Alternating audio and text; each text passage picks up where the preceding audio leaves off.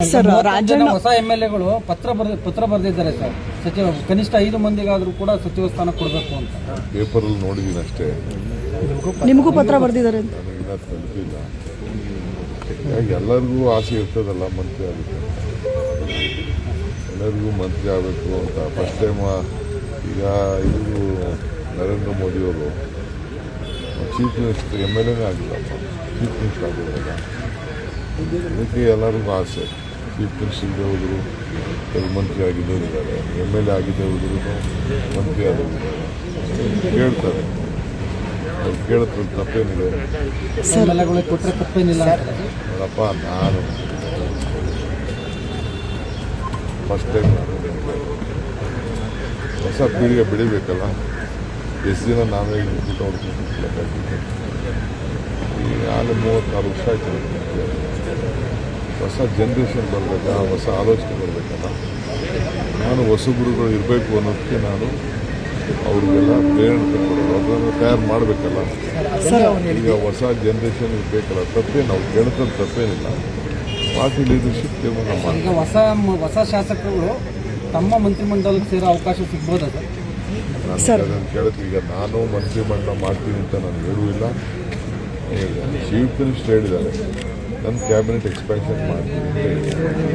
ಅವರು ಎಕ್ಸ್ಪ್ಯಾನ್ಷನ್ ಮಾಡ್ತಾರೆ ಅಂತ ಕೆಲವರು ಡೆಲ್ಲಿಗೆ ಹೋಗ್ತಾರೆ, ಕೆಲವರು ಪತ್ರ ಬರೀತಾರೆ, ಕೆಲವು ಇದನ್ನೆಲ್ಲ ಹೊರಗಡೆ ಹೋಗಿ ಎಕ್ಸ್ಪ್ಯಾನ್ಷನ್ ಮಾಡ್ತಾರೆ.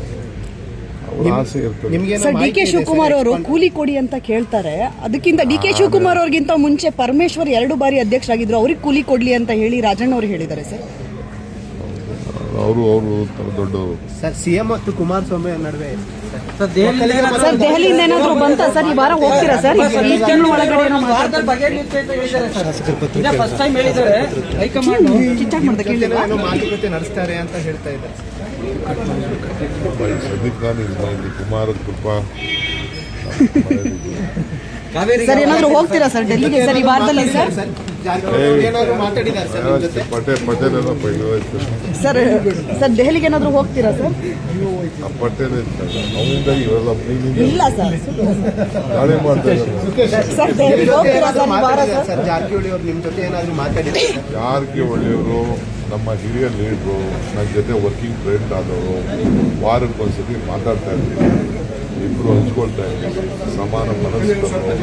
ಅವ್ರಿಗೂ ಪಕ್ಷದ ಬಗ್ಗೆ ಅಪಾರವಾದ ಚಿಂತನೆ ಇದೆ. ಈ ಸರ್ಕಾರ ಮತ್ತೆ ವಾಪಸ್ ತರಬೇಕು ಅಂತೇಳಿ ನಾವೆಲ್ಲ ಯೋಜನೆಗಳನ್ನು ತಯಾರು ಮಾಡ್ತಾ ಇದ್ದೀವಿ.